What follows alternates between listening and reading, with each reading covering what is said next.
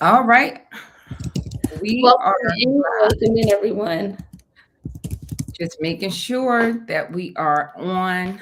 Good evening. Um, we're just checking to make sure because sometimes there's a delay. There we go. It's a delay in the live. So we want to make sure that we have everybody on and we appreciate your time. And yes, we are on live. Diamond, I'll let you start off. Welcome in, everyone. As you are coming in, please let us know where you are watching from. So we have Arizona in the house. So as you guys come in, please just drop in the comment section. And also, please give this live a like, a thumbs up. If you're not subscribed, please do subscribe to the channel as well and share this information with anyone who you know needs to get out of debt and needs to raise their credit score.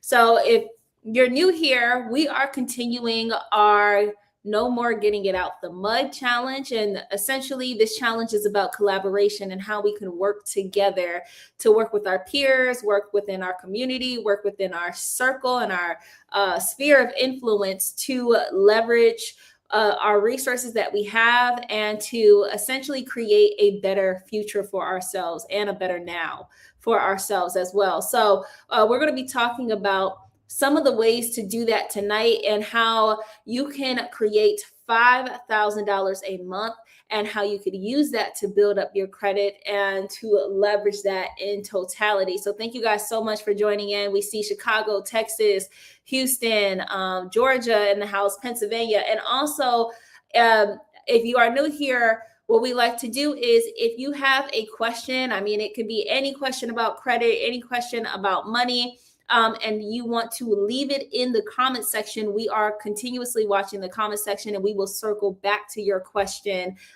towards the end. So I'm going to slide it back to you, Mom.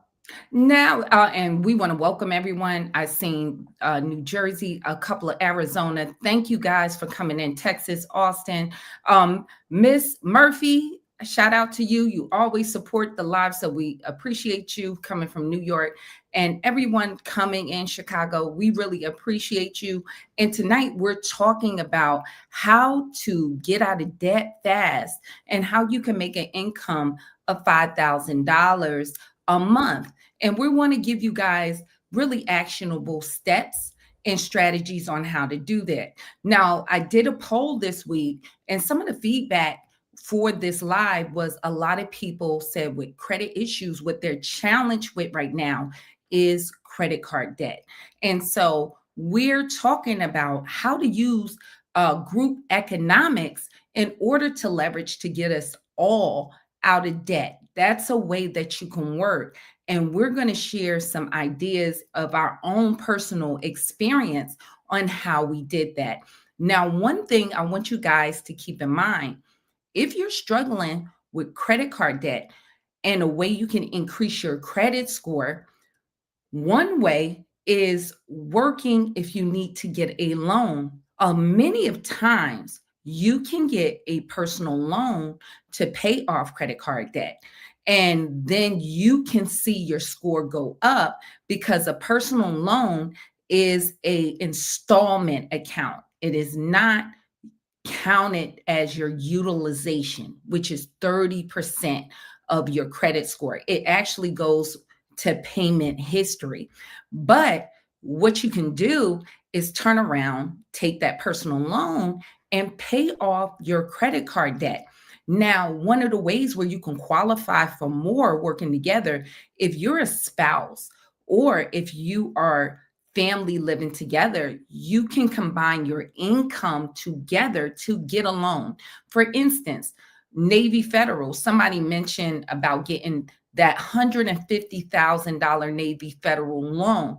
Generally, with their personal loans, I believe it's about like $50,000 with Navy Federal by yourself, but you can get 150,000 if you have two people on the application with the additional income, and you can combine your credit in order to get you both out of debt, especially if you're a husband and wife.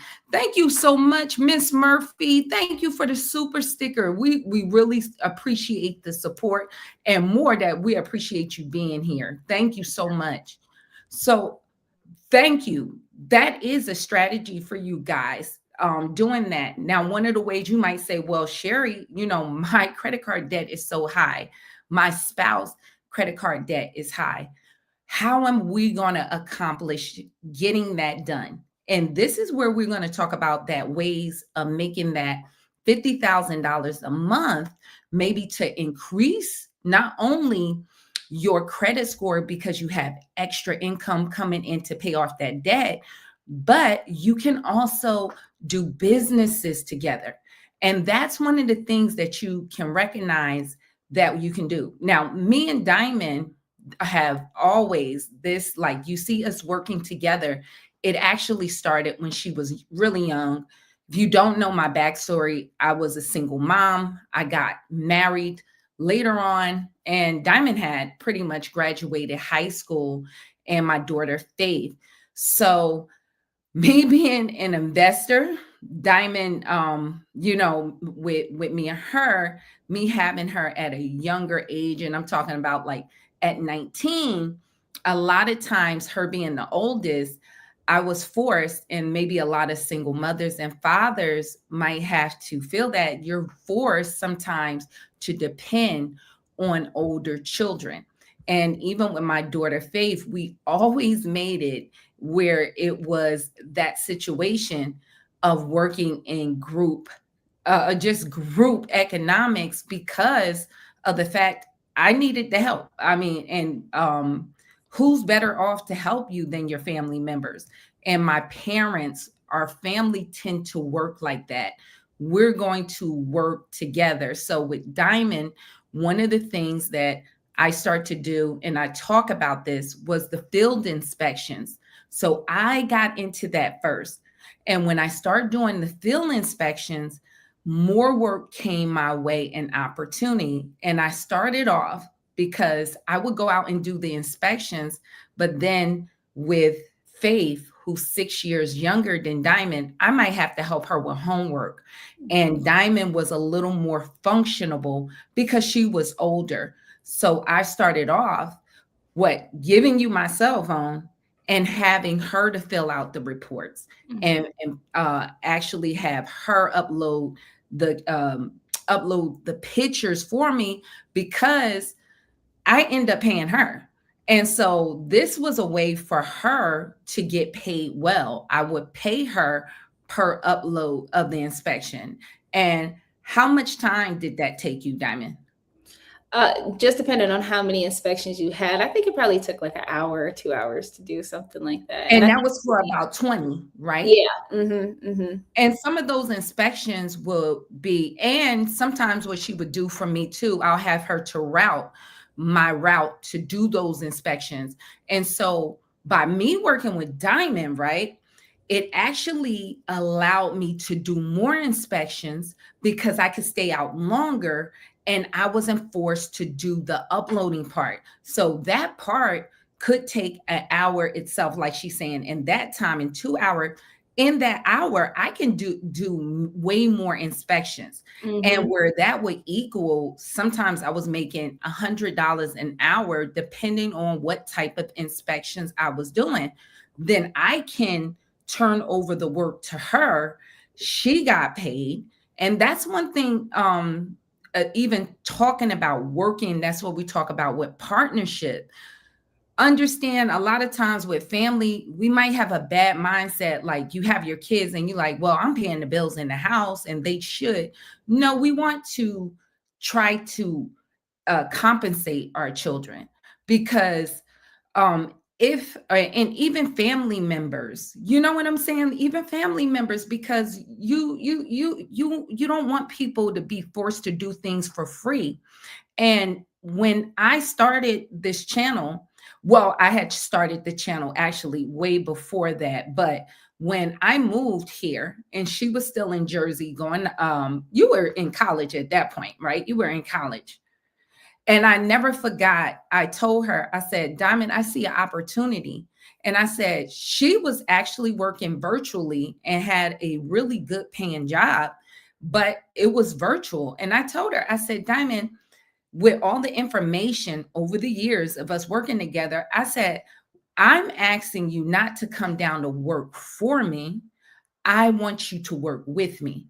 And that's a whole different mindset. Sometimes, like thinking about partnership, and don't even with your children, a lot of times, like Dave Ramsey said, we'll have the powder. A lot of parents have the butt powder syndrome because you actually raised that person. You don't think that they can tell you something with value. But a lot of your youth, your children, even some of y'all grandchildren know so much about social media. They know so much about technology. They might actually be the ones that can excel really the gift that you have if you put everyone in place to play their part. And because she started doing that for me, it actually allowed me to make more income. It started to be an additional $500 a week for me to be able to make that. And that really, it led to another like $2,000 a month in my income. I paid her, but it was really a fraction of what I was making. She appreciated the money as a teenager. She really, she the extra money was good for her. So we started there. Then it became another opportunity because I was in the industry for property preservation and the lawn care. And that's when I had already trained her. So now she had her part. She already knew how to do the uploads. My father had the lawn equipment. My uncle also ran lawn equipment. My father already had some lawn equipment in Florida. They were doing grass cuts. And my nephew, Trey, was already in the house with us. He was going to school. And so it made a perfect opportunity because I was able now in the opportunity to pick up those contracts. And I told my father, I said, why don't we work together in this? And we were able to we were generating over $10,000 a month as a group doing that. And so I'm going to pause there. Diamond, do you have anything to add to that? Something I might have missed that maybe you feel like it needs to be highlighted? Yeah, well, I was going to ask you because this is always something that people are really interested in, is the field inspections. And so I wanted you to explain to the people what field inspections are and what those grass cuts are too. Like, if you I could want talk a little you bit to explain what field inspections are because this is how it all tied in. Yes. The interesting, but I'm glad you brought that up. Now, the interesting part, Diamond in that cusp, because what you were about 16 and then you got your license, right? What cusp was that? How long was you doing? Because you might remember more. How long was you doing the inspections, the uploads for me? I know I started in 2012. 2012. It You was probably a graduated year or two. about a year or two, and then you got your license. So we know it had to be before that. So in that cusp of that, she got her license. And so what I was able to do was pick up more inspection work because she got her license and because I was making this extra money for her birthday, I bought her a car. So I was able to surprise her. And this is being a single mother, a single parent. I never got child support. I'm not going to go on that tangent, but I'm just letting you know it wasn't my family was a support. I don't want to, because a lot of people say I was a single parent, but you're getting support. I got support from my family, but not the other parent. So I want to be clear. So I was able, with her help, to actually get her a car for her 17th birthday. And then in turn, she started doing inspections with me. So I was able to get more work and actually pay her. The whole and because she knew how to do the uploads, all I had to do is train her how to go out and do the inspection. And the company was so elated that they cleared her and they gave her her own queue off of my queue, and we had a whole business together. And then I started letting them know, my nephew even came on, because one thing about the grass cuts, like the season, if you know, we were in Jersey, the season is not all year long. If you're a person in Florida, Louisiana, Texas, you might have more of a cutting season, because especially in Florida, they need cuts often. It's a Mhm. window of time in colder regions. So in that window of time, when the grass cut season wasn't there, my nephew would either come in and help do the inspections, and he was getting paid. So we set it up as a system that everybody got paid, as just working together, just like snowballing, working together. So I'm going to let you explain to them what inspections are, field inspections. Yeah, so and to be clear, that was something that we were doing 10 years ago, or 10 plus years ago. And it's an industry that I am currently in, on the side here too. And we've done that cross states. So we started in New Jersey, and now I'm in Texas now, doing that same, working in that same industry. So to explain to you guys what field inspections are, because it's an industry that you guys could also get into without having that experience as well, depending on the companies that you end up working with. Currently, what I would do, I work with residential and commercial, with two different companies at this current time. And so the field inspections that I do right now are with a third party company. And what they do is they work with insurance companies, home insurance companies. So some of them are like Texas Farm Bureau, Geico, Progressive, some of your normal, what you would have for your homeowner's insurance. And they send you out to they'll give you a queue of different homes for you to visit. You'll have, like, I have a little badge, I have some door hangers, all this other stuff like that. And you basically go knock on the door, talk to the homeowner, and just say, hey, I'm here from X Geico, or I'm a representative of Geico to do a quick exterior inspection. Is that okay? Or can you give me access to the back? And so most of the homeowners are well aware that this is something that's supposed to happen when they sign their policy. So you never really have too much trouble. And all you're doing is taking photographs of the home as like an exterior condition check. So that means you're going to take a picture of the front, the left side, the right side, and then the back of the house if you have access to it, and then also the roof picture. And what the insurance company wants to see is if there are any hazards. They're really into knowing the roof life and the condition of the roof home. And so I have a tripod selfie stick. I was going to see if I had it next to me so I could show y'all. But and all you do, click, click, click, you just take a picture of the roof, and then you go home and then you upload that report. And so you answer a couple questions like, were you able to contact the owner of the home? What kind of home was it? What is the roof type? Things of that nature. And then you click upload and you go on to the next one. And so that's on the residential side. And when we were doing that in Jersey, right, Mom, we were doing more of occupancy checks, which were a little bit Yeah, easier, was right? the mortgage With inside. the So I mortgage. want you guys to think about it like this. We all familiar with a car, right? Mhm. So a car is a vehicle, and if you need a car repair, you have different categories, right?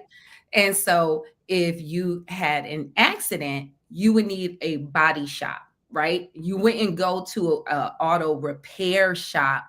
They more or less focus on the internal. If you have a problem with that car with your tires, you go to a tire shop, and they specialize in tires and rims. And so the field inspection industry is sort of the same way. The overview, it is an industry where you're the eyes and ears for a company. So it's Yeah. going to be either in the mortgage and banking companies, like, so for the mortgage industry, you're going to have the insurance industry, and then you have particular lenders that you may be going out for, such as equipment. So the mortgage industry, if people are behind on their mortgages, file for bankruptcy, the occupancy checks, a lot of times when people fall behind and start to go in that foreclosure process, they get scared and leave the home. And what happens is the bank intend to resell that home so they can actually collect on the outstanding mortgage that's owed. So they need to try to preserve that property as much as possible. I just saw in the northeast of New Jersey, and even all around, it's been colder seasons. But in a New Jersey, if a home is actually abandoned, you have colder weather, so you need to get the water out of those pipes because you'll have the pipes cracked if it's not winterized. So they want to be alerted as soon as possible. Mhm. And this is where that rollover with the property preservation is going to mostly be in the mortgage industry. And so when you alert that this property on the mortgage side, they send out a property preservation person to come and change the locks, winterize. Sometimes they want to make sure, of course, that the electricity is on because they don't run the heat, but you need to have that sub pump on because in New Jersey, the Northeast, you have basements. You don't tend to have that in the South. And what happens is if that basement flood, you can get a lot of water damage, mold, a lot of things can happen, even mess up hot water tank and also the furnace. So they want to try to be able to resell this in the best condition as possible. So that's that industry. And those industries go hand in hand. And Mhm. so that's where we learned and fell into that property preservation because I was doing those types of inspections because I was doing this full time. And that side tend to have a larger volume of Mhm. inspections. And so because I was doing that, that's how I came into that industry. And where grass cuts are important, they have to maintain the property as that property goes through the foreclosure process. Because if they don't, the township then start to fine the place. They'll start to have fines. We would also do with storms, you can also do snow removal. Think about that. The property preservation need to go out there and clear the sidewalks and throw down salt because God forbid if somebody fall, because the mortgage company is responsible for that property because that homeowner went away. And so with that industry is tied in there. When you have what Diamond is doing, it is for the insurance industry. And Mhm. so a lot of you guys already know if you're a homeowner, you'll have your insurance agent. I used to be a producer, insurance agent, and we would call them and let them know somebody would come out there and take pictures of the property. These inspections are all in all 50 states. And so if you own a home, that's being done. Okay, on your home, every renewal, they come in. They might not always need to come in the property and take pictures, but the outside. Mhm. Now, generally, if you're in the Northeast and you might have a 3-family home or maybe a 4-family home, or you might even own a 6-family property, those they most likely going to want to come in to take pictures. So you set appointments. In that industry, you also get restaurant inspections to do for restaurants, and you inspect the fire equipment, workman's comp inspections. And so you do various types. You might have factories and things. So that industry she's in pays a lot higher because it's not a generic type of simple form where the mortgage inspections, you can do those in like 5 minutes. You can just get them done. But with that end, I think the most I have gotten paid to do an insurance inspection, y'all might have heard me say that, was like $600. But that was because I had to do a campground, and some of that, they have sketching equipment. It is not really that intimidating once you know it, but you just have to take, with this will, you have to take measurements and Mhm. make sure you take the pictures that they're requiring for you to ask, and I mean to take. And it's going to be very clear what they want. And then you also have like for lenders, right? So if you guys, To interject because I don't want to. oh no, no, I'm just giving them the overview. Just I don't want to information overload them. no, You know what I'm well, saying? let me land here, just Yeah. like, because that would be the last one. For lenders, if you have a car and Mhm. y'all might have fell behind on your car payment, if you got a note on the door, then they have a category for that. That's field chase, and also inspection for dump trucks or heavy equipment. That's just lenders that want to know the condition of that property. So, I mean, of that piece of equipment, especially if it's a very expensive piece of equipment. So those are the kind of three main industries. So I'll land there. Yeah, no, no, that was good. I didn't want to information overload Overload, yeah. them. You know what I'm saying? Because we could talk more about field inspections. I know someone was asking what we're discussing for tonight, and what we're discussing is different methods for you to work collaboratively with the people in your sphere, the people in your community, your friends, your family, to get out of debt. So probably the thing that y'all want to know is how much does it pay, right? And in certain industries, it can be from, if you're doing something like the occupancy ones that my mom was talking about, you're going to go from like what, $5 to $10 a house. And then for the insurance, it's been about $10 to $20 a house. For commercials, you might be somewhere around $60 to $100 per commercial inspection. So that's something that you could be doing either full-time, part-time. And people were asking, where can they actually find companies to apply And I'm for? going to say too, with the mortgage industry, a lot of times if you're doing lost draft, that's over there, depending on the company, I think like $75 for that inspection. And Mhm. so those are the type of inspections that you can do. One thing is going to be on your need and your objective on your life. I did all industries because I was doing for a full-time job. If you don't have that time and you want to do a part-time, you need to kind of pick an industry, to be honest with you guys, because the ones that's with the mortgage, you have to do it in daylight. Like, so this time of year, if you're like, hey, I go to work in the daytime and I could do that, no, is not, you probably won't be able to make it. Summertime, it's possible because you have more daylight. So you want to figure out more or less what Diamond is doing, where you can set appointments. That might be a better thing part-time. And it also depends. If you're a person that work night shift, hey, that might not be bad. You could probably swing it. But yeah. Yeah, and then you also have a lot of the time somewhere between a week to 2 weeks to do these inspections, unless they have an urgency and they're like, "Hey, could you get this done for us?" So it's something that you could really be No, we got flexible. to be clear. Uh-huh. That's on your On insurance the insurance, side. on the so, insurance side. so that's another big part. I'm glad she brought that up.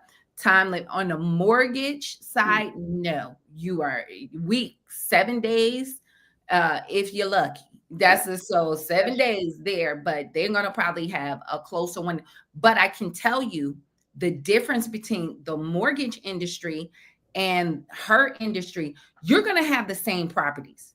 So Mhm. once you get it, because that home is going through foreclosure, once you get your numbers, you can pretty much know how much money you're making monthly, because you're going to go back to that property 2 times in a month. Mhm. You get what I'm saying? That's why it's a lot of people that, it's more dependable, like where you know how much you're going to make. You just got to know, once you get it, it's pretty much, sometimes new ones come in, but you're going to pretty much know that address and how to go there. The important part in that industry is routing. You want to make sure when you go out, you're hitting the closest, house that you can. You don't want to, off, off the top of your head, just try to wing it. In her industry, you're not going to see the same inspection Mhm. over and over again. If so, maybe once a year if you really working for a company, but you're most likely, and keep in mind, people do change insurers. You don't keep the same car insurance all the time. So they might change it so you might not see the same thing. So Mhm. you're going to have more volume of inspections on the mortgage side. You can have way more volume. The insurance side, you definitely need to work with multiple companies in order to get that volume going. So for if you could give an estimate, let's say on the mortgage side, how much would you say that someone could earn per month doing that part time? If you could give a part time number and a full time number. I'm gonna say part-time, like easy, and I'm gonna go off of somebody who I knew was doing it part-time.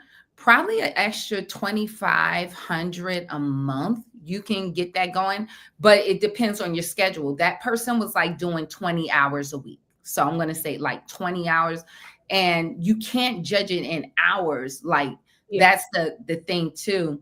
And so if y'all need more questions, it is a strategy to it. So you're going to get paid more in that mortgage if you're in a rural area. You're Mhm. going to get paid higher, but the time to get to the next inspection is going to take you longer. So sometimes if you're a person and you're in city areas, you might want to pick that, because I did like Newark, all my people in Jersey, I would on this street, I might have 10 inspections. Like what it was like six streets, them number streets, baby. It was like I got 10 here, next block 10. Boom. I done made 50, $100. It was crazy because you have more compact areas. Yeah. But the thing is, you just also have other challenges sometimes when you're working in cities. So that's more of the challenge. One of them is school. Oh, the school bus, the school where you don't want to go too early and you don't want to get hit, because that can slow you down.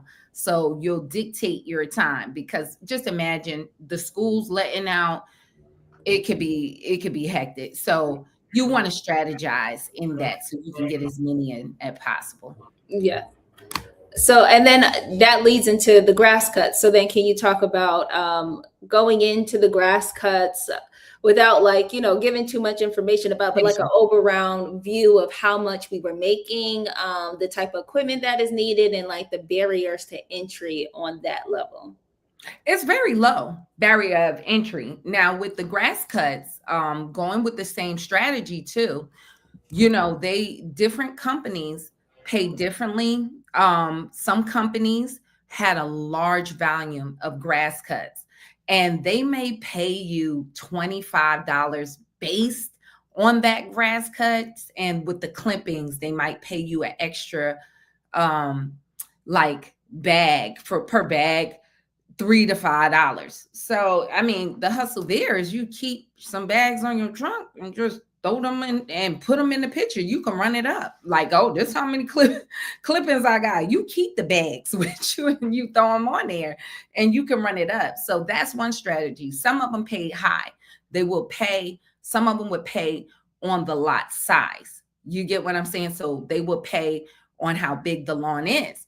Now, if you are dealing in areas with bigger lawns and they pay more, you're going to need more professional equipment to get the numbers going that you want. If you're doing small city areas, I'm going to use like Newark, once again, Newark, New Jersey. Those little properties are small. You can really, I have seen people with a Honda, baby, a Honda and a push mower, and you can bang them out. You can go, and that's all you need, and some gas. So you can actually do that. You just want to be wise on how you're starting, and you flip out. So what we're talking about with credit, one of our things, my father got additional equipment. and from Lowe's, where he was able zero interest to get, zero turns equipment and also a trailer. And by time the grass season was over, the account was paid for. You get what I'm saying? So that was him leveraging his credit. He had his truck already. So I didn't have those things, but what I did, I got the work. And for every grass cut they did out of it, I would take a simple $5. $5. And out of my money, I would pay Diamond because she was doing the part I was more in control of making sure the work was done, dealing with the contractors, and then the rest I would pay the crew and make sure it was done. So one of the main parts I want you guys to understand how you make it work with family, because we're all in business don't mean we all get paid the same. You have to be rational. Yeah, people might say, well, you got the work, you were the thing, and I would say we were the 18. I was Hannibal. Yeah, a lot of times I might line up stuff. My father, we all call him in the family face. He's the friendly guy. If you're going in to smoosh somebody, you would not send me in. He's the one, he's the face. Okay. So he would pick up business because he's just a talker and he's friendly. Okay. And people will just give him something because he just liked to talk. That was his thing. My nephew Trey, he would be like Mr. T. He was the Bronx. He was the Bronx. So of the operation, one thing we would say about Trey, my father liked to see everything manicured. He really loves cutting lawns. That's always been his thing. And I like to make the neighborhood look good. And the people loved him for that because the neighbors was like, this house was looking like trash, make a buy house. They loved him. And he would pick up more business, local private business. So we made more money because he was doing such a good service, but it's not time efficient. That part of it, of more cuts. So my nephew was more, he was younger. He run and we'd be like, why is he doing even with the inspections, remember he had to get out the car. Yeah. He's just an energetic person. And so he would just go and get what needed to be done while my father did the fine tuning. So of course, my uncle, he was the steady part of that. He would just not talk a lot. He'd go and get it done. He was trying to get it done. But of course, if my father is the one with the truck, the equipment, he has to get the bulk of the pay. You get what I'm saying? He's maintaining the equipment, he's paying back the loan. And so a lot of times with the grass cuts, with them, they work 5 days a week. We made sure we scheduled that. And it's going to be about 20 cuts, 20 to 25 cuts in that week. And we were making like $11,000, $10,000 a month faithfully. That's what was coming in. But my point, I wasn't doing a lot. I was doing the management. So how would I get my lion's share? But $5 per the volume they were doing, I was making out Gucci, and I was able to continue on to do my inspections. So I had my money there. And so that's what I said. One thing about partnership, and that's where people get bad blood. You know what I'm saying? You have to, when you're working in a group setting, you have to be fair. You have to make sure if there's any new cost that comes in that you didn't see, you have to be fair to and be rational about what should we dictate out. So that's kind of my, part of it. And, to understand that and to make sure everybody is maybe not satisfied, because life is not always about a satisfaction, but what is just and fair. So that was the way we worked that together. And it was about like close to $90,000. Like the long cut season was not, like I said, in Jersey, started probably around April to about October. It was over. We made well over 80,000, 90,000 in a grass cut season. And that was just with the commercial contractors. And my father was picking up cuts on the side. You get what I'm saying, in those neighborhoods. So he was making it like well over 100,000, and he was done Mhm. for, you made that in a short season and be done. So that may be an opportunity for you guys too. If you have, you could pick up other work, property preservation. We tried that. Clean outs. We did a couple, made some good money, but you can take some losses because, my time, I wasn't able to be there for every clean out. And so that's another thing. Know your limitations. Sometimes you can't do everything. And we did, jump into that. It was lucrative, but the structure where I couldn't give up the inspections to do that, because the inspections was part of how they were getting to work, my relationship with that. So, in order for property preservation, all that other stuff to be more lucrative, I would had to be more on hand, like hands on with it, and it wasn't possible. So that's another thing. Also know your limitation, because one thing about it, a lot of people, if you are running a business, you got to know that's your business. It's Mhm. not a job. Like a lot of people have a bad attitude about it. It's a job. You know what I'm saying? It's not a job. It's your own business. So you have to think about your branding and your relationships with who you're working with. That's good. I wanted to ask, well, just to put it in a general terms, when we're talking about making money together, or if you're trying to figure out, well, okay, who is a good person that I should and people that I should not actually work with, right? And I guess if I could break it down from what we were talking about with the long cuts and everything else like that, you need someone that's a sourcer, right? So the person that actually goes out and finds opportunity, right? Which is you. You go out, you find the opportunities. You are the, I guess, more like the visionary, someone that's like, this is something that we could do. Let me go out, let me go get it.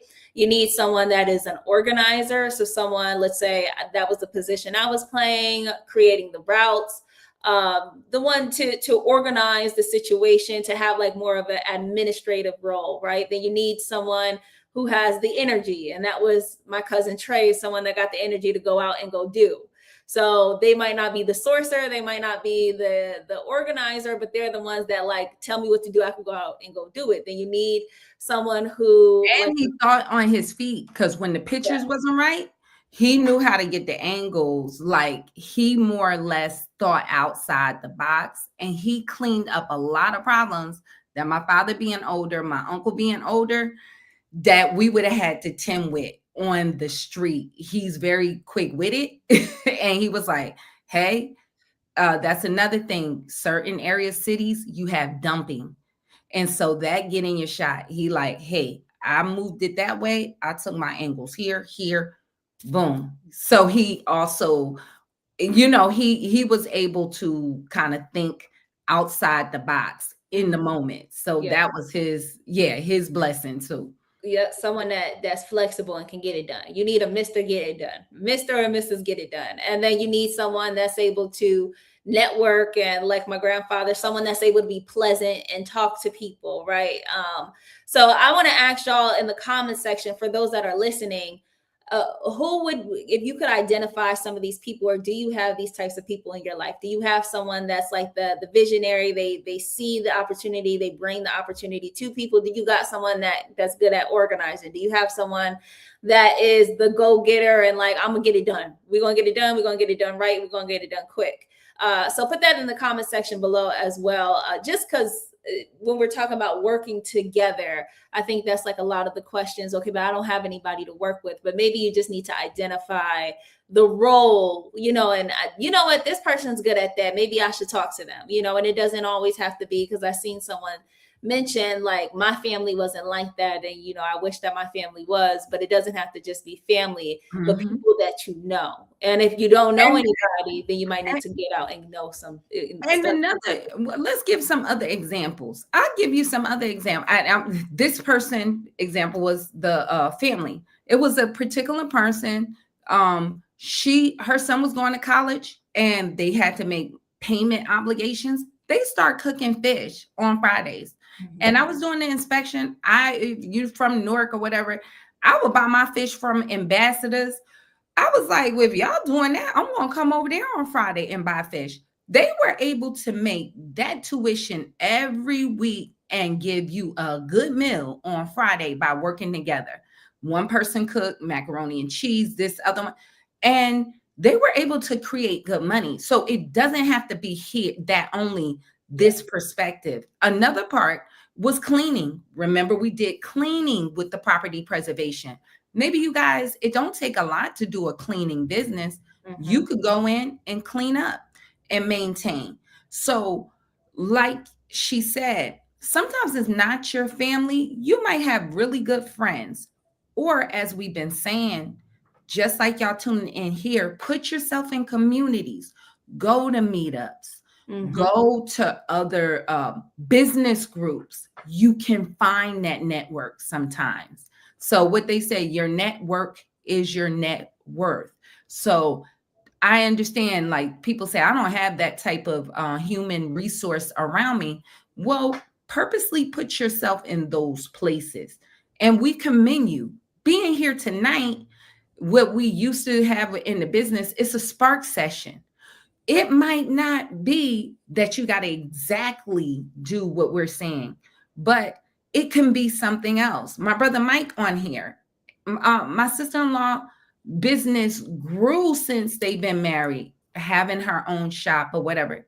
He's the part of the strategist, but she had the talent of braiding hair.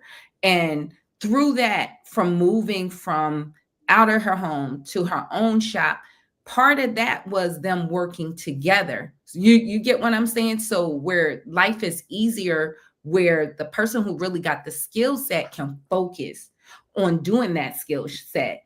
The other person, it's been many a times he had to paint the shop, help with the location, do things, set up and do flooring and do that physical work. And so one thing, you might not could pick your family, but you pick your spouse. So you know what I'm saying? A lot of people, you can't pick your family, but you can pick who you're dating. You could pick pick your partner. You know what I'm saying? So that might be another where you need to look at that. If you're dating life and you want to have more, you might need to look at somebody who have more unctions, or sometime they might be more of the level-headed person. You might be the go-getter, but if you got children or are going to have children in life, you might need that rock at home so you can go out and do that. So that's another way to think about it. Very true. Someone said, I'm all about the hustle culture, but not everyone can share your same level of commitment and your passion. However, they are out there, but it takes time to cultivate like-minded people. And that's true. And so this is where you can get into, like we were talking about, the property preservation. You can get into that independently. And then I remember you met Manny and you met Michelle, and y'all were all in that industry together. Some friends and colleagues, and then they were able to, especially Manny was able to give you like the game a little bit more and put you on a more of, I don't even know how you met Manny, really. Through Michelle. And that's the crazy part. Let's start there. Through Michelle, I was individually doing wholesaling. And that's how I met Michelle. And me and Michelle instantly hit it off. We met at a property. She was listening. I had a client that would wholesale, working by myself. And that's how me and her connected. And we was like, yo, we should be. And it was an instant type of connectivity and friendship. And she brought me that later on down the line. So sometimes it's not about who I find, just being active in something. You're going to find somebody. Now, some people say, I don't have a hustle culture. Okay, that's cool. Do you have the investment culture?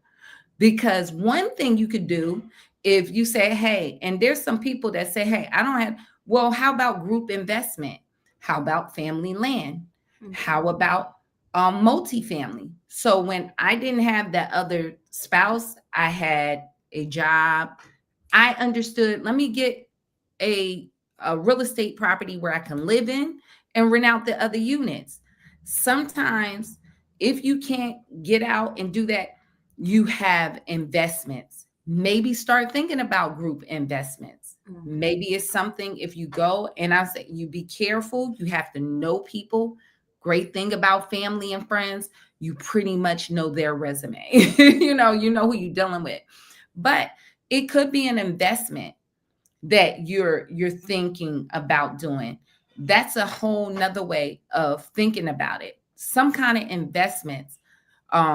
So all of that, it might not come overnight, but it does come from just thinking on what resources that you in particularly have. Yes, yes.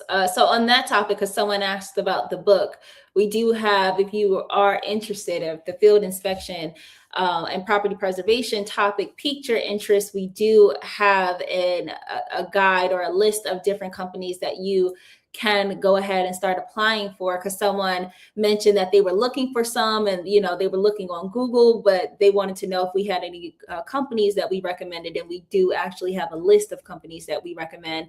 And there are opportunities in California as well. As someone just asked, does it have California involved in it too? Yes, all 50 states and some of the US territories also.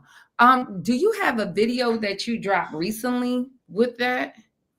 I have a video. I have a couple of videos that I dropped with it. I'm going to drop another Drop it video. down. Yeah, she's gonna drop that so y'all can Yes. even get more visual on how that industry work. Yes. And like I said, like think about those two options. You might not, because some people, I don't have enough time in the day, but that's another part of working what we're talking about grouply. Then you ain't got to be there every time. I would give them the inspections, not saying that's the angle you have to go at, but would it cause me to work less? Because I would give her and my nephew inspections. I didn't have to go out. I would get a couple of a dollar for giving them the work, and or like a dollar or two, but I ain't go out. I had a value. They're doing it, and I just got the work, and I got paid off of really much just being the plug, doing nothing. So that's another part. If you have the access for somebody else, you could be the one to get paid. There were many people who were doing the property preservation. They were doing what I was doing, just getting to work.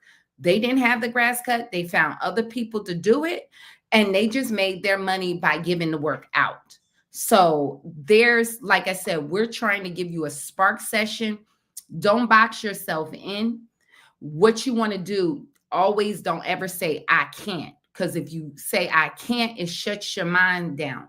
Say, how can I afford that? Or how can I get out of debt? If you don't open your mind and just shut it down, you're going to be in the same rut. And always just open yourself, if you can, to the solution. To the solution. A lot of people have a habit, and somebody the other day actually got mad at me because I'm always going to be solution based. They understood something, and I was like, wow, you understand all of that. And so I said, well, okay. So, and some people like, don't do that, and y'all don't know why y'all doing that and that. Okay. And they really had understanding. But then when you say, okay, so what should we be doing? And they got so mad. I said, oh my God. No, I wasn't being facetious. Like, okay, what should we be doing then? Because if you can, and they got really offended. And I said, no, I wasn't coming at you. I just thought, since you had the understanding of how this worked, you should know the problem. So I gave them the example. If my mechanic can understand everything that's wrong with my car, right? Like, this is the problem with your car. Is this, that, don't drive too fast. This is your issue. What's going to be my next step? So what can I do to fix it? Imagine your mechanic go, oh, like what? I just thought, since you know how these things operate, what should I be doing to fix the situation? So, but then I realized a lot of people, that's not the next part of their process. You see what I'm saying? It's like, so it's like always nitpicking or fact, just always finding fault finding. But then you have to switch it over at some point to have a solution to the problem, or we're going to just be stuck in the problem. You did the first step, you identified the problem. But how now, since you have all this understanding, and I realized, Diamond, some people never make it to that part of it to say, okay, how do I fix it? Yeah, that's true. And not saying you gotta know at all, because life is about, even a doctor, they say he has a practice. They Mm. don't know the cure. They start trying things. Is it something that we can try to fix the situation? And I'll land there. No, that's good. That's good. I wanted to, if I could, stepping away from the property preservations, and wanted to mention another industry, kind of like, or another industry. But also, after going over that, I want to ask. So we talking about ways to generate the income, right? And then going into now, when you start actually generating some extra income, how to apply that to your credit to improve your credit. But I want to revisit that question in just a second. And one thing else I want you to touch on, you Mhm. have your group with social media. Can you give them, because that's another thing, I wish we would have flipped this and started with the social media. A lot of people might not have, the inspections might put them back. But social media, can you just touch on some ideas on how people can make money at their own home? Using and leveraging these social media platforms. Can you just give them a touch of some ideas?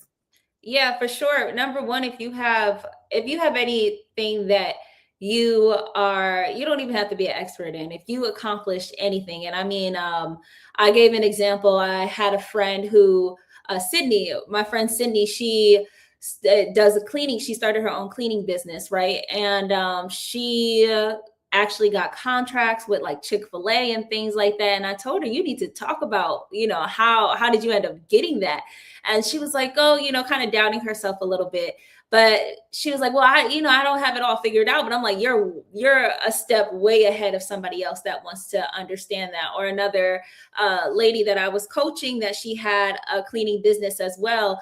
And she was like, people keep asking me, well, how do I start my own cleaning business? She's like, but I haven't had that much under my belt. And I was like, well, you've had like 10 clients thus far, right? And she's like, well, yeah. And I'm like, that's way more than what anybody else has. And so if you have something that you accomplished, if you had something that other people would be interested in knowing, how did you get to that point? And this could be if somebody of any age. I mean, you could be working in your company for the last 15 years, you know what I'm saying? And you could have landed a tech job, and people want to know, well, how did you get into the tech industry? You could be a college kid and you got accepted to your favorite school, and somebody want to know, how did you do that? You know what I'm saying? So there's always somebody that if you could speak to yourself 5 years ago and give yourself advice on how you got where you are, there is somebody that wants to hear that. And I wholeheartedly believe you could do that on any social platform, but YouTube is the bread and butter for something like that. And I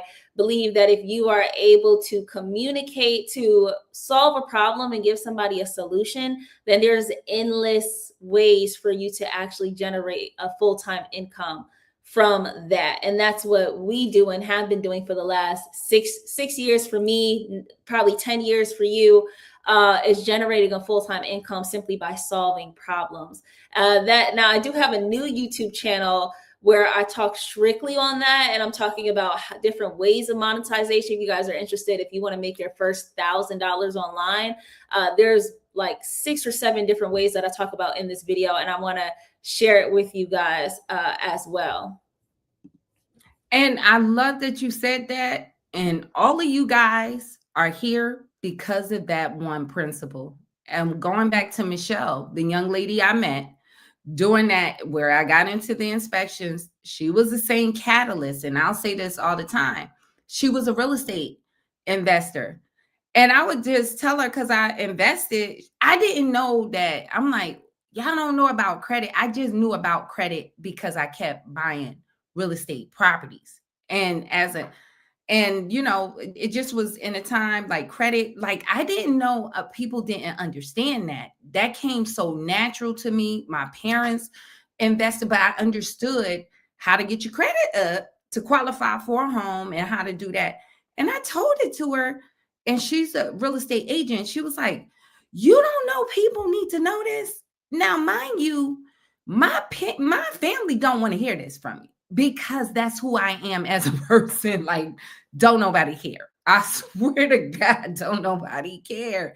And so what I'm just telling you, in people's mind, it's not that they mean, and a lot of people judge their value around sometimes people around them.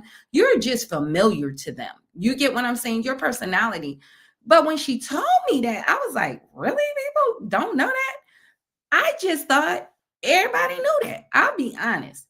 She was like, no, you need to put out a video. Just tell people from me, and I'm going to put it on my page.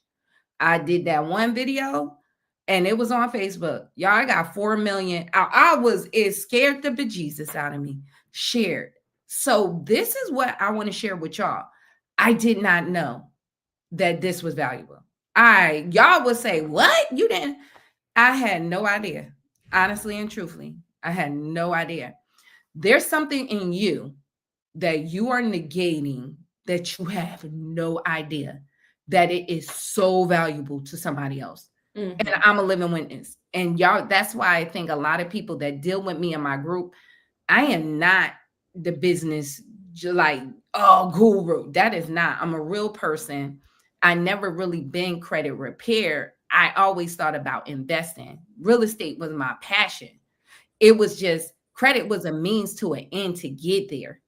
So that's why I didn't take it. It was like, that's not my goal. This is the goal, to control the real estate. Y'all don't see it? Like, you know what I'm saying? No, but I didn't understand the in between of credit. People needed that, for it was so abstract to a person individual need. I had no idea it was that, because that was my blinders. All I saw was real estate. And something Diamond told me, like, it was like, wow, like renting, I never really rented. Like, so I didn't, because I bought my first real estate property at 21, because it was a family thing. Like, I didn't even know until now. I'm like, people really, I didn't know. Like, sometimes that's why I say your own reality and what you think is not even real, like that. I had no idea. Like, people had to go through what they had to do to rent. I'll be honest. It might sound like, what? No, because my parents always owned a home I was born in. They had real estate properties. So when it's like, I just went on and bought my own, like that. And then when I moved to Connecticut, I read it one time. I was like, oh, I hate this. I'm buying a house. And it was just always that. So I understood the credit in between. So it's something like that for you too. Something you don't know, you might know hair, you might not know cooking, anything, and give it to them, Diamond. Anything that people keep asking you to do, that's that thing. Yeah. So your family member, we want y'all right now as an exercise, give it to them, Diamond. We giving you some free game. Whatever everybody come to you and ask you to do this, fill in that blank. That's your gift right there. Yeah. That's your gift. It's not your gift is not your passion. Don't get it twisted. You might not. I was passionate about basketball, and baby, it was not it. It was not it. I promise you, it was not it for me, right? But I loved it, all right? I wish I could, but I was passionate about it, but it wasn't my gift. So it's the thing that now people ain't want to hear all that from me, but anybody in my family knew before this, if they need to get their credit right, they'll come and ask me like that question. Hey, how you do this? but I never realized that was that thing. So whatever that is for you, that's the thing that people need. That's why they asking you to do it. That's why they keep asking you, and you're doing it for free. And they would actually probably pay you. You just never asked. You never knew how valuable it was. So you never asked. You've been given away for free. So I hope that kind of puts some perspective for somebody. Yes, thank you. Can we get some engagement in the chat? If you guys are still here, put a 1 in the chat. And also, we're going to start getting to some of your questions that you asked. Wanted to circle to the question of, let's say, hypothetically speaking, somebody, they start to earn a little bit more money. Their credit has taken a hit because of all of this credit card debt or whatever debt that they have. For an example, we had a question that said, I maxed out and I expect to pay them off eventually, but looking into a personal loan until I could pay them all off. That's a good idea. I got the Navy Federal account, but no extra money to get things rolling. But what happens when they start to have a little bit of extra money? What credit cards should they be attacking, or what loans should they be paying off? So if they've taken out payday loans, should that be the first thing that they start paying back, or should they start focusing on their credit cards to get out of debt? The number one thing you need to focus on to get out of debt is your budget. You need to sit down, actually look how much income you got coming in, and then from there, see what you can cut back on. That's number one. A dollar saved is a dollar earned. And so I think a lot of people negate that. You might have to look at your budget.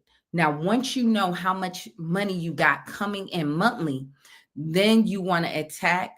If you want to see your score go up, if you have any cards that are maxed out, that should be some of your first priority, because the more you start paying that down, the higher your score is going to go up.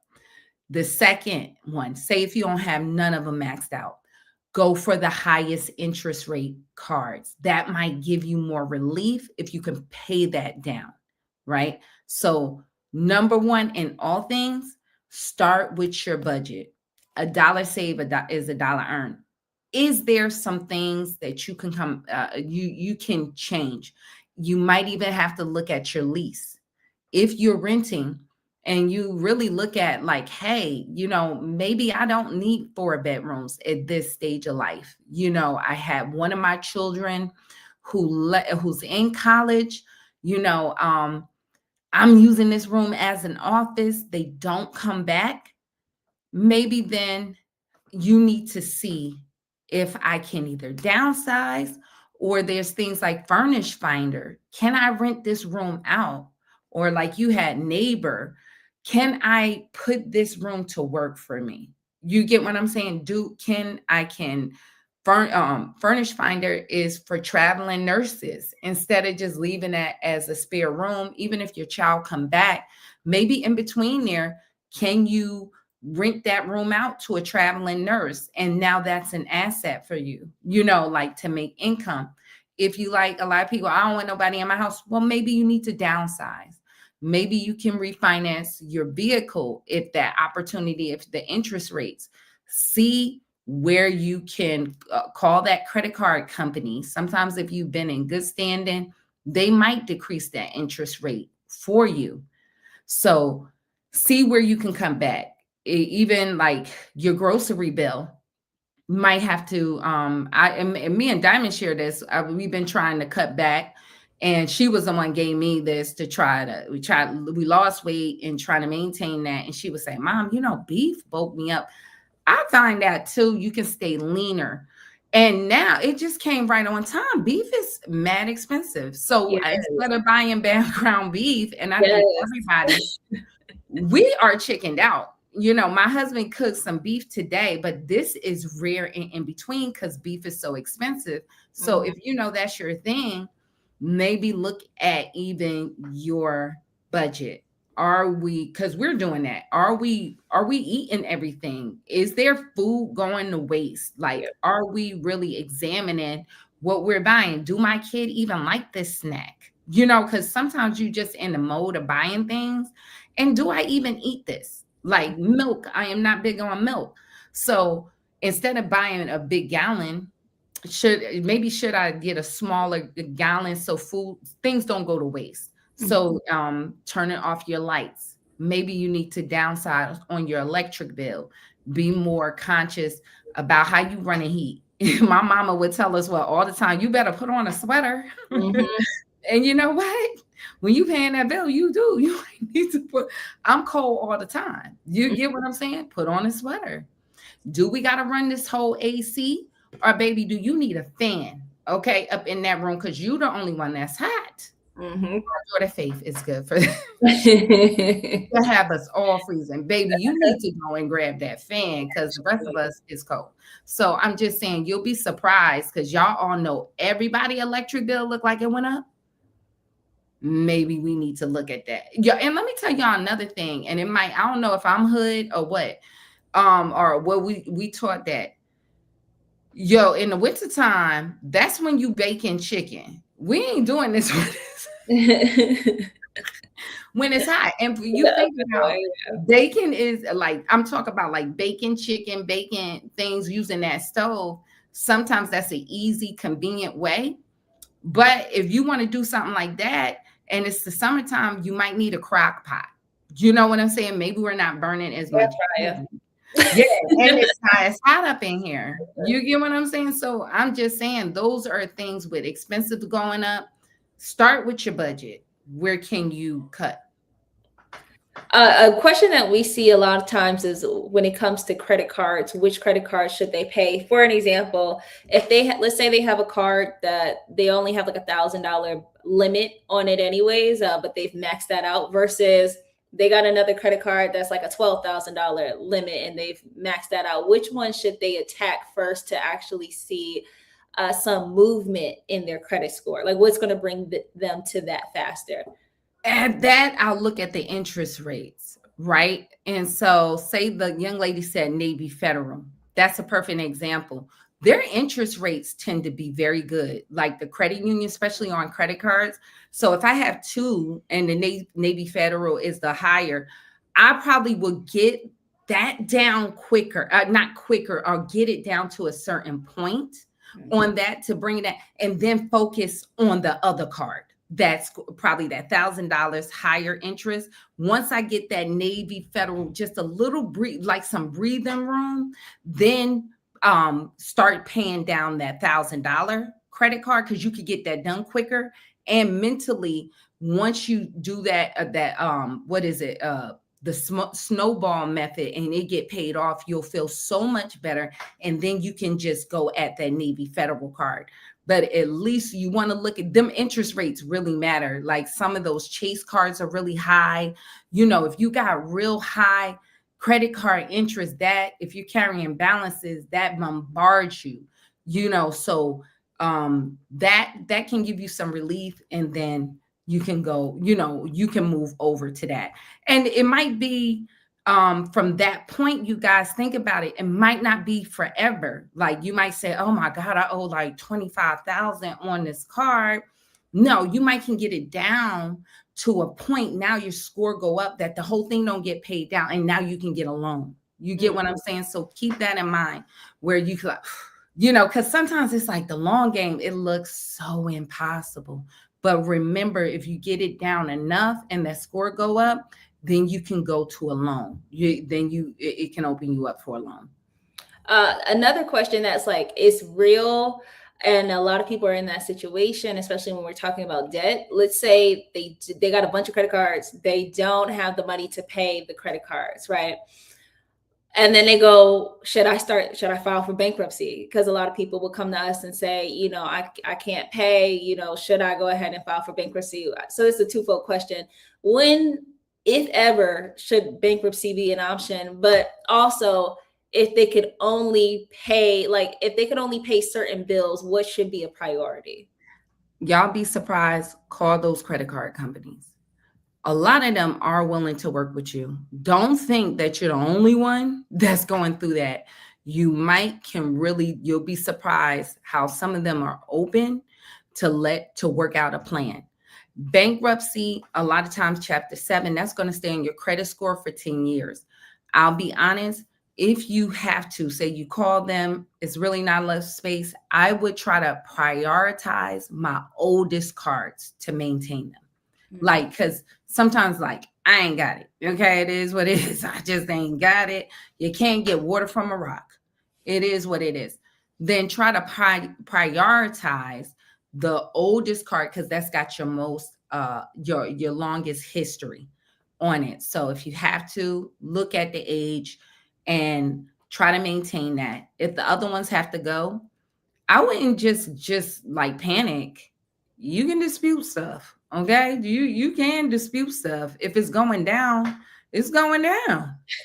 I'm just saying, if it's going down. Now, some of y'all, I told y'all don't give up. Some of y'all, it's just like, I can make the minimum, but I'm tired of this. Yeah. Don't give up, because if you put some of these things we're saying in effect and your situation change, once you pay that down, your score go back, like skyrocket up. So don't give up. You know what I'm saying? Mentally, don't give up. I just want to remind, because I did that. Oh God, I hate I did. Because that's why I'm just talking about relatable. I've been there. I was like, man, I'm tired of this. Forget them. You know, and if I would have, and I did this with one particular card, because I ain't like them anyway. Like, I don't like y'all anyway. But don't do that, because then something turned around and it was like, dang, yeah, man, if I ain't do that, I would have been Gucci.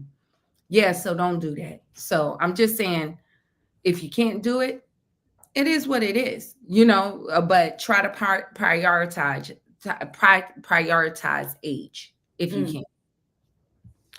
I wanted to get to this comment from Stacy to see if you had any advice to offer. Stacy said that credit card bills are high.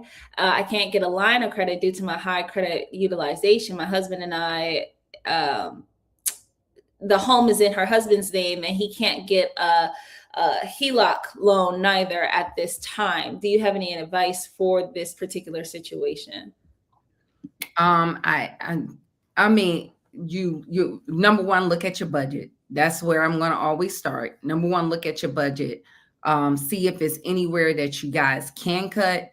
Sometimes also, like I said, look at refinancing your car. Sometimes because it's already a secured debt, a lot of banks will refinance. I think what is that? Cabaloo. You might have some other options of your credit union to refinance that, and that can give you the money that you need. The second part of that, if the with your HELOC loan, it's just like I said, it's that other way, making more income or cutting. That's it. If you can't carry it, like I said earlier, strategizing that it's not going to be like back before 2015, you used to can throw like a merchandise line. And if that was cleared up, that can help. That it doesn't happen like that anymore. Anything like over 70 or 60%, like max, close to being maxed out an individual card, it start tanking your credit score. So you want to see, you know, what you can do. One of the options, I hate to say this, 401k. Can you take a loan? Borrow against your 401k. I mean, if it's that dire and you could pay that down, maybe you could put the money back with the 401k. If you can get the loan, put some money back there. And sometimes if you got whole life insurance, you can borrow against the policy. I'm not saying that this is not advice. I'm just throwing it out there. If you got things like that, if you're in a desperate situation. So those are some other outside options. So Sheila asks, what if a company charged off the debt and they're now reporting another amount owed to my credit report? You want to dispute the account. I would start there. Have you even tried to dispute the account? Because if you haven't disputed it with the credit bureaus, that's where I would start, to dispute the account. Sorry, going over some of our so we had a couple other Uh, I wanted to give a shout out here. Say your channel is a lifesaver. I had a 620 credit score and then got 7 credit cards, high interest rate, and I make the minimum payment and max them. But wanted to just highlight this comment. Well, congratulations though, working on your credit. And don't, like, these are unique times. Are we seeing or I told Diamond about this. Do you know the middle class at this moment in time, a large sum of them are are donating plasma. And I don't know if y'all seen that news story, just to make ends meet. So a lot of people right now is battling credit card debt, a whole lot.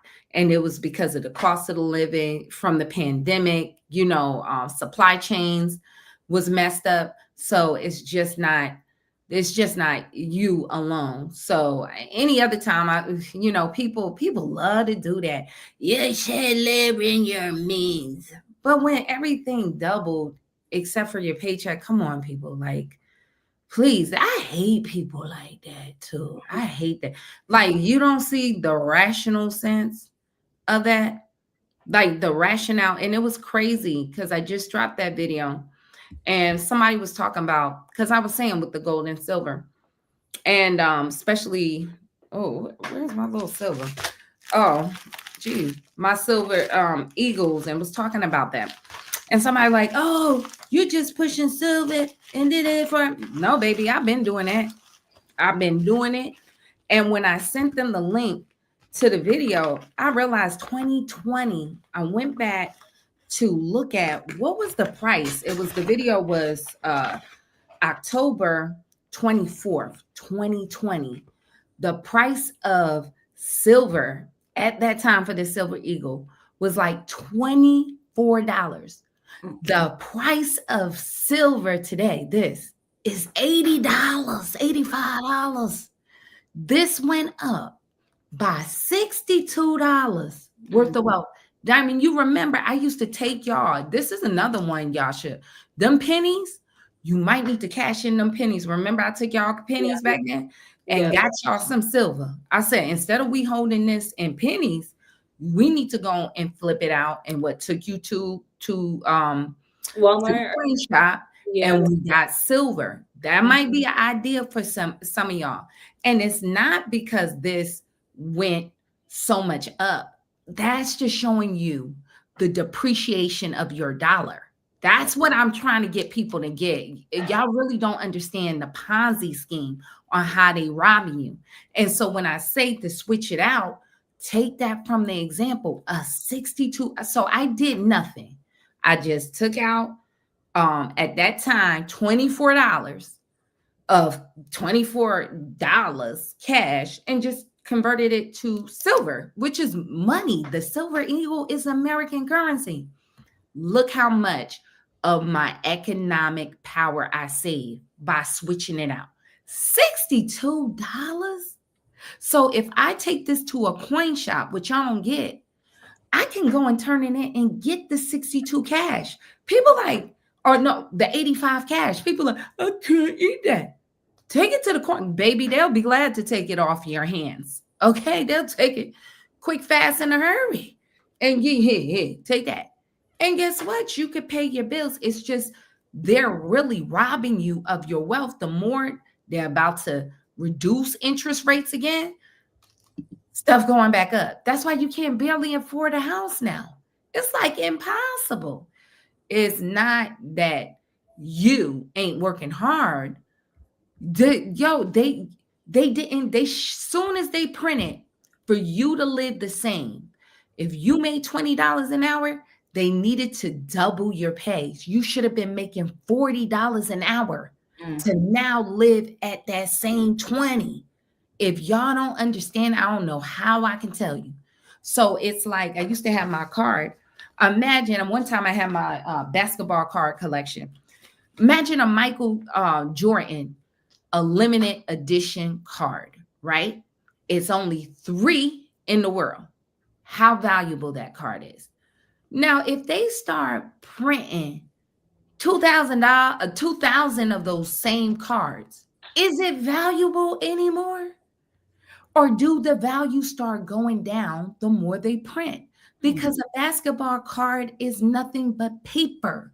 So is your dollar. Yeah. So the more that they print, then it start losing its value. That's why the silver went up. This stayed the same because silver and gold, there's a limited amount in the world. There's just, it's a limited supply. So what it is compared to your dollar, you thinking this went up. No, they just diluting more dollars. So the Michael Jordan basketball card, they printed more. That's what they doing to your dollars. That's what it is. So if that three of them was worth $1 million, right? I got three cards. This $3 million. Soon as they start printing six of them, that got cut in half. Oh, wow. So I'm down to like 1.5. Yeah. And then the more they print, oh, we want to print another three. It start cutting. It start cutting in half, in half. And this is what they're doing. They're adding more money. They're expanding the money supply. So when they decrease interest rates, they're expanding. They're expanding the money supply. If they're selling treasury bonds, selling debt, same thing. So that's what you're feeling. So it's not really you. You needed to get paid more to keep suit with the inflation. So that's what's going on. But that I just wanted to use that as an example to show you how real it was 2020 before they started printing. Now this is $85, a $62 gap. That's crazy. It just highlight how much how much the inflation went up. That's why everything looks to be more.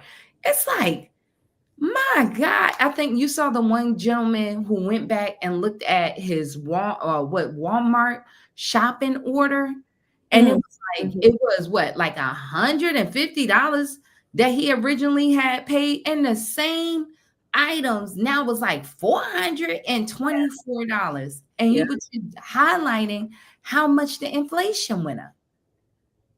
And that's what's going on, you guys. So that's why you got that credit card debt. You don't realize it. It's the frog in the pot. You're working every day. You got your family. Oh, my car broke down. Oh, this. Let me throw it on this card. I don't got it. Let me throw, and that just add up. Let me do this because you're not making enough money and you didn't see and that's why they do it. It's tricky. And if you don't own anything and all you do is save in dollars, they're going to constantly erode your value. So that's it. And somebody said, exactly, Sherry, we have to, oh Lord, okay, thank you. We have to make the calls to the creditors. Don't argue with them or threaten them with violations when we did not read the contracts and we neglected any payments at all. And it's true, you can, and especially you guys, save it before. If you can get there before, I'm telling you, you guys, these creditors, call them. If you really can't do it, just call them and tell them, like, before the card close, hey, I'm having a tough time. Because some of them will let you change. Some of y'all might need to change your payment dates on your credit cards. That might be your issue. You do know a lot of times with these accounts, even your loan accounts, car notes, they'll let you sometimes change it once a year. And what it might be when you really look at your budget, like, it's like my paycheck hit too late. So maybe you can adjust that date where it's more aligned with your pay. And maybe you say, hey, I know I'm tapped out because that first week of the month where they got this payment, I got to pay my rent. I'll be better off if it was like more around the 15th. Then call them and see if you can move those dates and just see if you can do that. And especially if you and your spouse, even not, if you are a partner or your family, See if you guys can make those adjustments. That's good. Someone asked, should I pay my Affirm? It was charged off 1 year ago and it's still on my credit report. Did you dispute it? Is it because any account is going to stay there for 7 years? What you want to do is dispute it. I would start there. I will always start to dispute the account with the credit bureaus, because you'll be surprised how many people, like in the group, one person, it was not saying this is always the results. All of their stuff came off, and they had some things. Okay, we had one person. They've been there for, like, I guess if you call 6 months, a minute, child. They done, each report got over 153 items off of each one, over 140 items. They had a lot of stuff. So it can be done. You just got to you just got to, what they say, a closed mouth don't get fed. You got to try. You got what I'm saying? And if that come off, that's better than paying it. I'm just saying. I mean, you could if you want the relationship, but it don't stop a lawsuit. Don't give me. But I'll see y'all when I see y'all. I mean, I guess. Until now, you're gonna get this dispute. I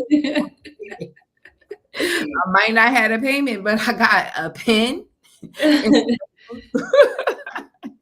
I can't. But yeah, just at least try to dispute it. I mean, it's worth trying, unless you just want to pay $200 to somebody, $500, whatever you owe. I mean, all they can say, verified, and I'm going at them again.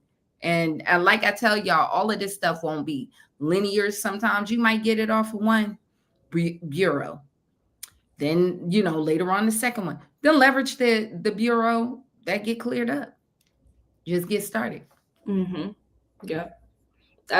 Just a comment I wanted to say, like the closed mouths don't get fed thing. Like, I feel like that's something I'm definitely learning, and just like, you might as well try. Like, you know what I'm saying? The worst thing that you could. So even what you're saying, even with the credit cards and stuff like that, with my channel, it was like, why let them just take the channel? You might as well contact them and see if they can. You know what I'm saying? Even back in the day when my accounts kept going in the negative, I just called a bank and, like, they hit you with that fee. Like, can y'all take the fee off? Like, you know what I'm saying? And they would, and they really would. You just need, sometimes it's just calling and you want to testify about your channel and how that persistence. Oh, the Lord is good. And the resistance get it done. Yeah. So they had permanently taken down my main channel for about 60 days. It was like 2 months, and I felt the Lord like, you just gonna let it go and, like, at least try. And I was like, you know what? I'm gonna reach out to them again. And I reached out on Twitter too. I tweeted them. I hit them back in the email, and I was like, look, I feel like y'all wrongfully deleted my channel. Can y'all please help me out? And they did. And they did within like a week of me emailing them. So just like closed mouths don't get fed, you might as well say something, not just let life happen to you. You know what I'm saying? And just say something. And on the credit side, like I said, now one of them say it's like, oh well, it's still on Equifax, but it fell off of Experian or TransUnion or vice versa. There's certain banks for that loan you need to pay off that credit card debt. If you could clear that off, only pull from that bureau. So that's why I said this is why this is a spark session. Some of y'all be like, I ain't never thought about that. Yeah. So if you clear that one up, then I create you a list. Well, this is where so-and-so pull from here from their loans. You should go over there. Credit card, you should go over there.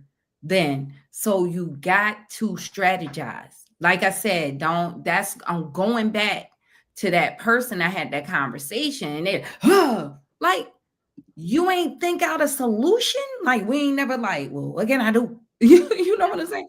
All the negative, but can we fix the polarity of that thinking now that we identify? So what can we do to solve that? You get what I'm saying? So think about that. Just um don't just be nobody victim all the time. You got power. You God gave you uh drive, unction. We all got everything. Two things the same. God gave all of us 7 days a week. What they say, what 24 24 hours a hours. day and 7 days a week. What you do with your time is your business. And sometime I'll be honest, I'm guilty of this. This trigger content, my God, the Mhm. trigger content. You got to put your mind on. Or the messiness will scoop you right up, right? You see, your algorithm will get you. Sometimes you got to just resist what's just popping up. You like, because sometimes when you be in negativity, child, you will read negativity.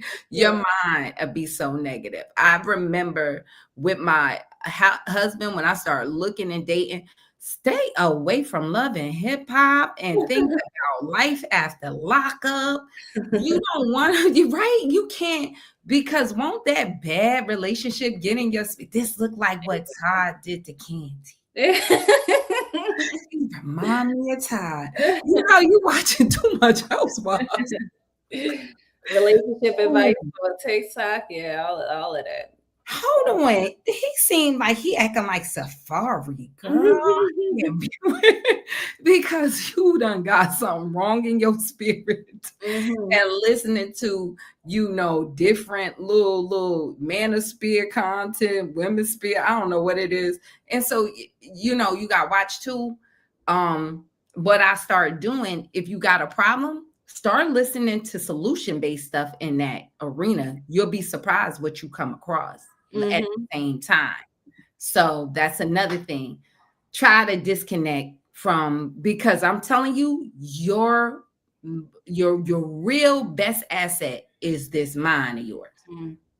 You put that to work, and that's why I had to say. Let me tell you what else y'all got to cut off. And Diamond can testify to this. Friends that got a whole bunch of problems, so you might have to cut that off too. Like, and I'm not saying with because you ever like people be doing things like I don't understand why she's still with him, why he done, and you be laying in the bed at night. Oh gosh, she's so I don't know why she do this. Mhm. Now that time that you pondering something crazy somebody told you, and they keep doing it, you could be thinking about a solution. I'm dead serious. You could be thinking about solutions. This is where I be looking about content. So I have to stop this because y'all want information. And sometimes the information I got to bring you is information that most of the times y'all didn't hear because I have to stay on the research part. Mhm. So even that's my testimony. I like to be messy. Sometimes I'll be watching messy stuff like, "Ooh, this look messy," and you just go right over there to the little gossip channel. What happened at the Super Bowl? Oh, they not together no more. That little curiosity, but that'll get you messed up. That'll get you messed up and derailed. So you just gotta watch it. Watch the politics because they'll have you in your feelings too. Ooh, why they do that? And everybody got chambers going on. I Drop. wanted to, on that point, someone made a comment, and I didn't get a chance to get to it, but I think it's a Uh-huh. good segue about the property preservations. And they asked, "Have you ever had to go and deal with the resident that was racist?" I live in an area where people don't like other races, and I think it's it's a very real fear. And I'll be honest, doing some inspections, I'm not gonna lie, I have been in some rural areas of Texas recently, but my mind went to if somebody got land, dogs, chicken, and goats, they might not want my black self around here. You know what I'm saying? My mind, it did go there. I'm not gonna lie. I went to this one house and I was about to, because sometimes with the inspections, if you for the company I work for, like you gotta do the inspection anyway. Like it don't matter if that person not home, you still gotta do the inspection. So I couldn't tell that the person wasn't home. I'm like going up to walk up to their door. And I'm like, I don't really like the way this is feeling a little too rural for me, And the dog was loose on the property, and so the dog just popped up out of nowhere, started growling. I started walking backwards real slow, and I got to my car. But I was like sitting there, And I'm like, oh, I need to get up out of here. And a lady came out and she was so sweet, white lady, very nice. And she was like, oh, ma'am, are you okay? Like, can I help you? And I was like, I'm looking for so-and-so. And she's like, oh, that we have the same address, but he's actually down the street. Very nice people. You know what I'm saying? I was terrified, honestly, because it was very rural. Then I went to the other person's house. It's very rural, chicken and goats everywhere. But honestly, I had not had any type of racist encounter. And I'm not saying that that's not a real thing, because there are sundown towns for sure. And you want to be careful where you're going to. But sometimes it could be your own misconceptions of what you think people would be like because they live a certain life or because they're in a certain area. And I haven't been met with that. But I'll be honest and say that it is a thought in my head sometimes when I go to certain areas as a Black woman, like, I gotta walk up on their property. This is Texas. They could shoot. You know what I'm saying? That's a very real situation, but I haven't had a problem like that as of yet. Now, one of the things, if you're in the insurance industry, like on her side, they do sometimes have that person number. I would call them the day I'm coming out and just let them know, I'm coming out to the property, and their agent should have already notified them. And I was telling them that, and you can expect me today. All the years that I was doing it, I never really I never got any, I'll be honest, no, I didn't. The probably the only thing is just squatters. That's the thing. Squatters. So if it was the mortgage field inspections, and it's some of those are interior inspections, the squatters. So if I see a door open or whatever, I'm sure I'm not going up in there. Pop, pop. Done. Her situation, dog, if you in the car and you cheep, dog, not going over there. So that's how I would handle things. And I'll do my best. I'll take it from the road and I'll try to get a picture of the dog. Yeah. And then they'll notify that it was dog loose or whatever. But you never go in any backyards, gates, or nothing like that. That's just been my rule of thumb.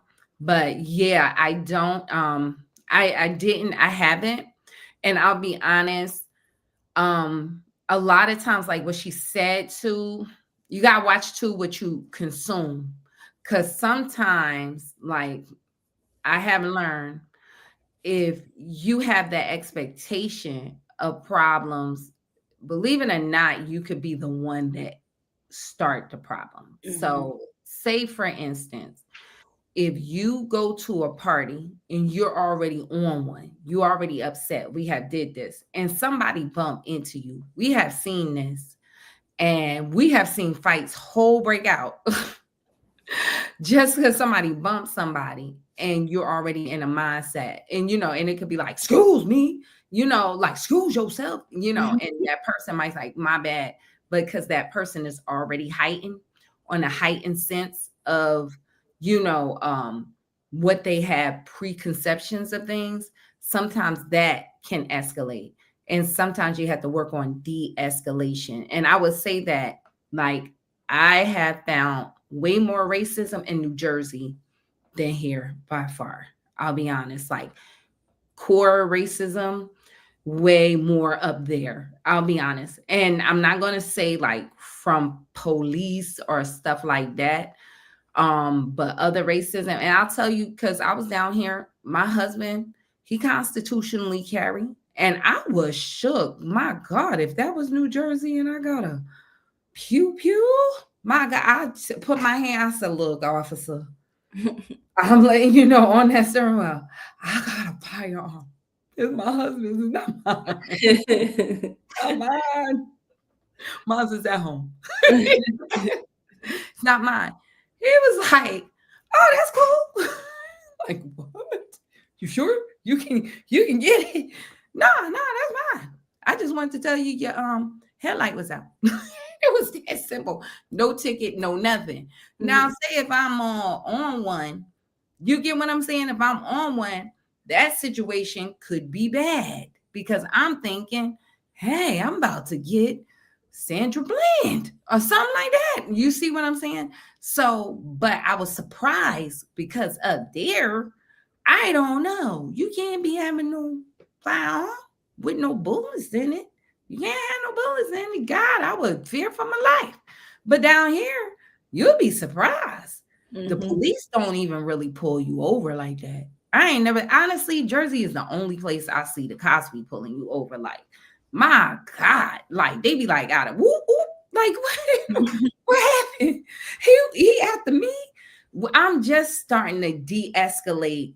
If you in that northeast, you know when that cop get behind you. I'm like, you like, oh, he going to pull me over. God, don't let him pull me in them lights. Mm.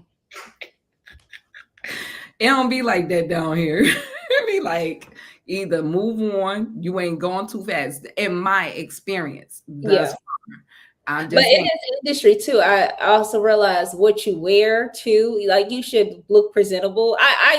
Y'all can see I got these long. Nah, that's presentability I got no. politics. It's true. Well, it's about looking professional. It's about looking professional. So it's like I will go Oh, in for the inspections, yes. for the inspections, talking about I would go in with a turtleneck and dress pants, and then I have my badge on me, and I got these long locks right now. I put them in a nice bun. You know what I'm saying? I look like I carry what's the name? What's this called? Clipboard. Carry a clipboard, so I don't look like somebody that's coming to rob you in broad daylight, 2 p.m. on a random Tuesday. You know what I'm saying? So that also helps too. I think if you make sure that you look professional and you look presentable and you look like I'm here to do it. I think at worst you look like a solicitor. At worst, you know. And they have, and a lot of these companies do give you an ID card, Yes. and a lot of them business cards. Yes. Please carry those. Like, so that's important to Yeah. give them a business card to let them know they can call your office and they can get clarity. Yeah. So, yes, you need to be presentable when you go out there. And once again, this is your business. In that case, you're representing your own business. Yeah. So, but if you're a person like, hey, you know your region, if you know it's places that are racist and it's known to be in sundown time, don't be nobody fool. Mm-hmm. And you don't have to Do take it. that. You Mm-hmm. can tell them, I can't take that. And sometimes they say, well, we can't have you to do the whole, we need you to do that area for that. Yeah. Then you don't take it. Then don't ever put your life, because you know your area better than that. You have Yeah. been in nobody than anybody. And we're not gonna lie.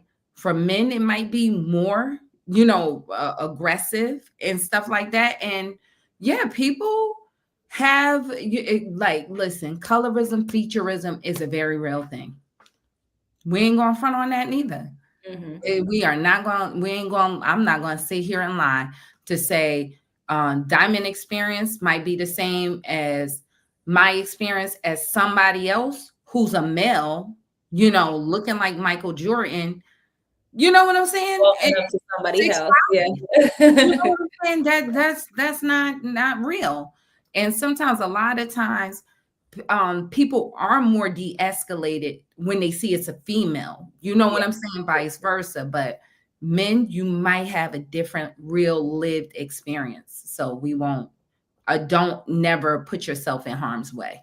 Yeah. But I thought that was a good thing just to, because it's a very real situation and a fear that comes up in that industry. And again, especially with the company I work for, even like you said, you don't go in nobody's backyard.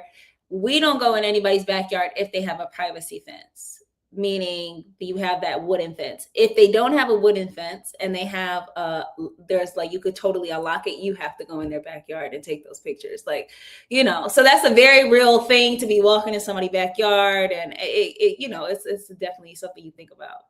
And somebody said, I carry mines everywhere because it's crazy out here. Girl, I ain't never felt the freedom I felt.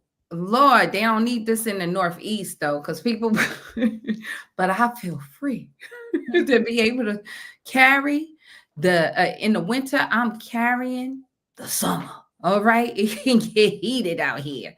I enjoy it that I can protect myself. I think that it should be a right in order to protect yourself. It keep a lot of people, I will tell people, because being up there, you can pop off. Like, that popping off. And when you cross the Mason Dixon lines, don't pop off Mhm. nobody, because the laws is very different. Like, stand your ground laws is very real. The castle doctrine is very real. And when you go to different places, when you're in Rome, do what Romans do. Certain things don't mesh. You know what I'm saying? So that's why I said to be aware of your area. If you know over there it's a no-fly zone for me, don't put yourself in harm's way. You know better than anybody else. But at the same time, just watch out for your own, energy. Because I have been that way. I'm not gonna lie. I try to smile more. Because when people tell me in real life, I do have the resting. I Mhm. rest. I rest. I'm friendly. But you have to sometimes it be like how we how we present, or sometimes what our mind is on. And I do know that is a tool in Northeast. Y'all already know. You look at it. You look at it. Hey girl. Down here it does not roll like that. You know what I'm saying? Down here a dude, you say excuse me, you was talking to me, I knew you. Ooh, let me see. And they like, hey, and you got walk real fast. Mhm. Mhm. It Mhm. is different. So we can't even get eye contact up there. Yeah. You can't. So just watch what you're giving off. Yeah. Yeah. True. Well, I think that, oh, well, we have another question. If you want to take this last question, and then we're approaching 2 hours. I have a Capital One card, and my dentist charged one card to the maximum, and they started sending me the charge to another card I have with Capital One, and they're charging it now, but I didn't authorize the new card. How do you get your information? I don't know. You on mute. I have a Capital One card and my dentist charge one card To the to Max. Then they started sending the charge to another card I have with Capital One and charging it now, but I didn't authorize the new card. I would reach out to that dentist, because how did they even get that information That's what I from just said. me? How to get your information? Yeah, I would reach out to that dentist Yeah. and find out how they got that information. Yeah, and I would tell them, no, you bill me, and yeah, that you ain't putting your card on there, and see if you can block that charge moving forward. I'll call Capital One and see if I can block that. But I would find out how they're charging you. Like, Mm. where did they get that? They'll have to send me some paperwork. Yeah, if you didn't give authorization. So I would ask for everything I signed too. And someone said, here in Georgia, it just found another black man, strange fruited. Oh my goodness. That is insane. Oh, you're from Detroit. So you be seeing, I did hear something about that. Somebody was found, but I have to dig into the details. And I think they did say it was a alleged suicide, but I did not go deep. So I'm going to look into that story. I have heard that circulating.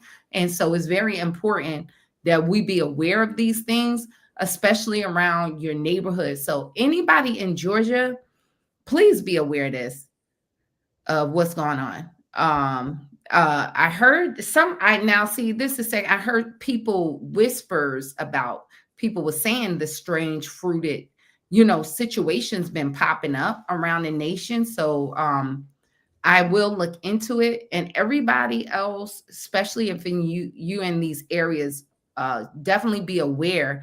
And thank you for letting us know about that story. Please look into it, everyone, because we need to know what's behind that, what's going on, especially if it's a string of things. Now, I can't say it's guaranteed. I heard somebody else had made mention of it. So I would have to look into it, because we do know misinformation or people just, speaking, they can get stories mixed up. But I did hear something about that. So we would definitely thank you for letting us know. Mm. All right. Any more questions?